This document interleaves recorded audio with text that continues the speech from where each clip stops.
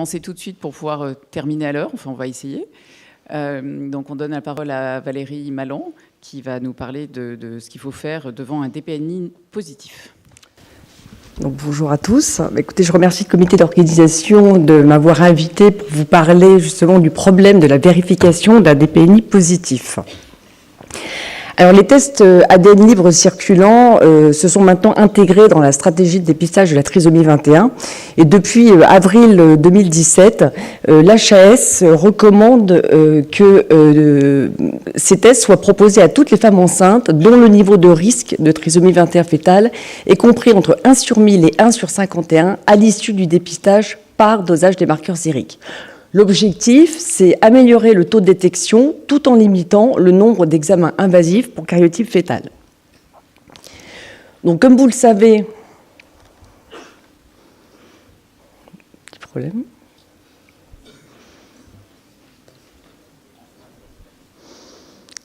Alors, il y a une discordance entre l'écran ici et l'écran ici. C'est-à-dire que les diapos passent ici. Voilà. Non, mais là, on a passé trop. Alors.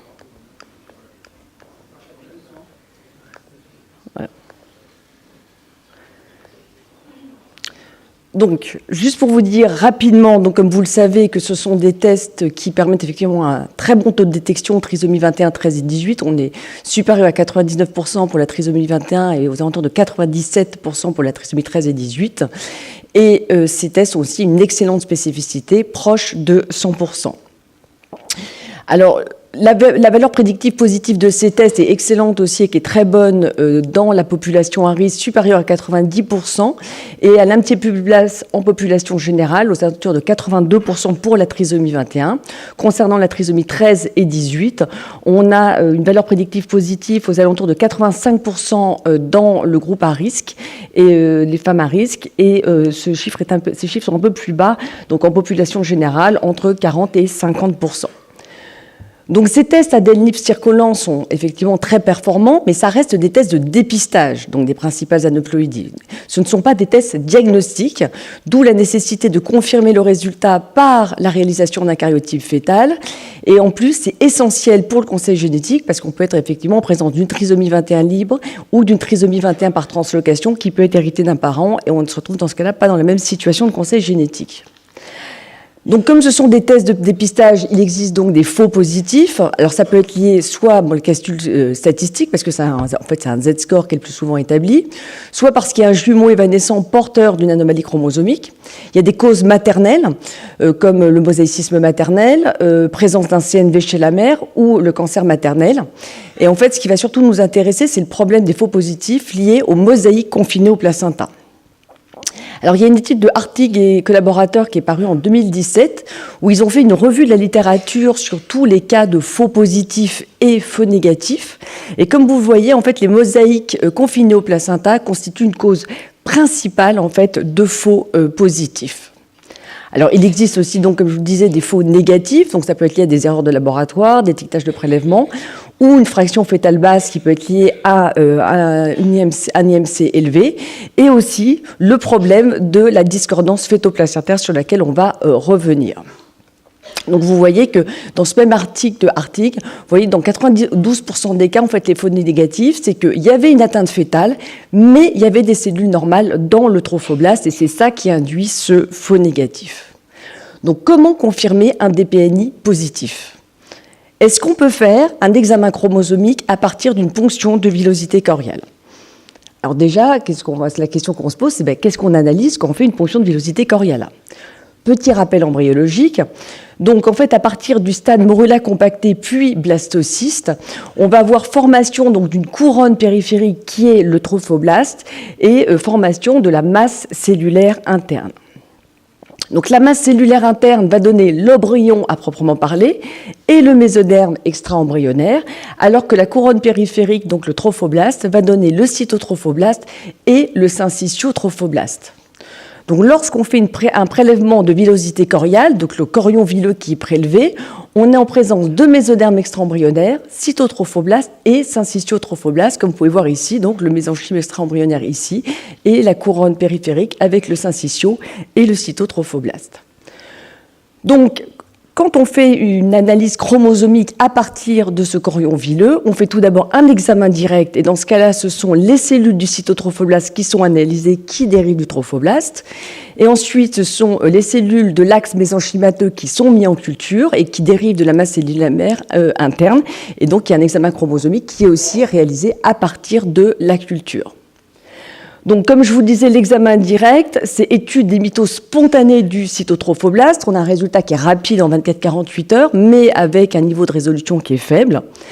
Alors qu'à la culture, c'est les cellules effectivement de l'axe mésenchymateux qui sont analysées, qui dérivent de la masse cellulaire interne, donc c'est un meilleur reflet, je dirais, de l'embryon, puisque c'est là où dérive aussi l'embryon à proprement parler. Et on étude ces cellules de l'axe mésenchymateux. Le problème, c'est qu'il y a la culture, donc il faut quand même attendre 10-15 jours avant d'avoir un résultat, et on a quand même un meilleur niveau de résolution. Donc les recommandations actuelles pour une ponction de villosité choriale, c'est de faire une analyse du cytotrophoblast et de l'axe mésenchymateux. Alors le problème, c'est ce que je vous ai dit tout à l'heure, c'est que les faux positifs, une cause majeure, ce sont ces discordances fœto-placentaires. Et en particulier ce mosaïcisme placentaire.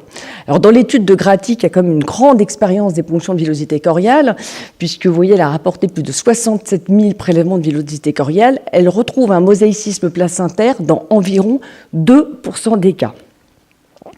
Et dans environ 86% des cas, en fait, il s'agit d'une mosaïque confinée au placenta. C'est-à-dire qu'en fait, il y a des cellules anormales dans le placenta, à côté de cellules normales, mais l'embryon est parfaitement sain et on ne retrouve pas de cellules anormales dans le liquide amniotique. Alors, on en distingue différents types.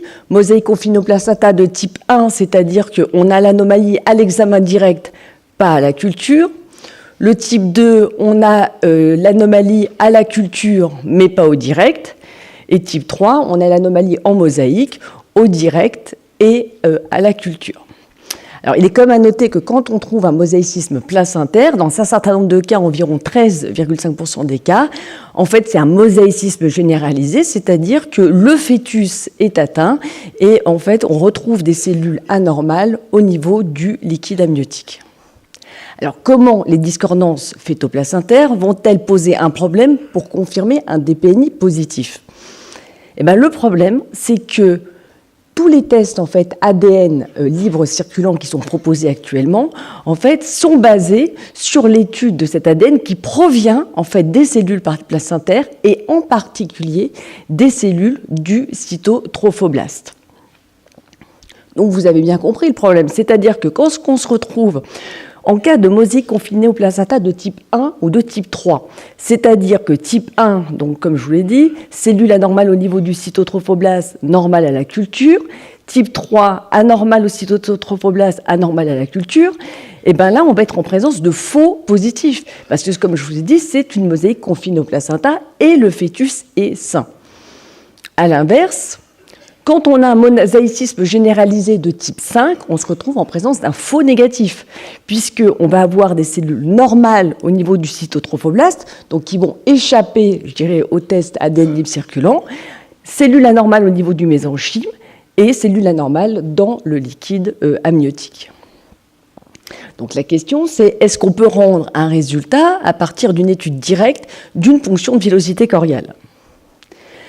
Alors, il y a une étude, je reviens sur cette étude de Grati, qui a comme une large expérience, puisque je vous avais dit, c'est plus de 67 000 ponctions de villosité choriale qui ont été analysées.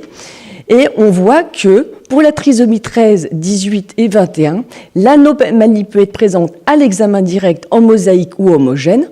Juste un petit bémol, il y a quand même généralement que 10-15 cellules qui sont analysées, et ne pas être retrouvée dans le liquide amniotique, ce qui signifie que le fœtus est sain. Donc, quand on voit qu'effectivement l'anomalie peut être homogène ou en mosaïque au direct, et alors que le fœtus est sain, qu'est-ce qu'on se dit ? Est-ce que ce n'est pas une bonne idée de rendre à partir d'un examen direct seul ? Alors maintenant, la question, est-ce qu'on peut rendre un résultat à partir d'une étude directe et de la culture d'une ponction de villosité choriale ? Alors, dans la même étude de Grati, on voit que pour la trisomie 13 et 18, l'anomalie peut être présente en mosaïque au direct et à la culture, et ne pas être retrouvé dans le liquide amniotique, et le fœtus, dans ce cas-là, effectivement, est sain.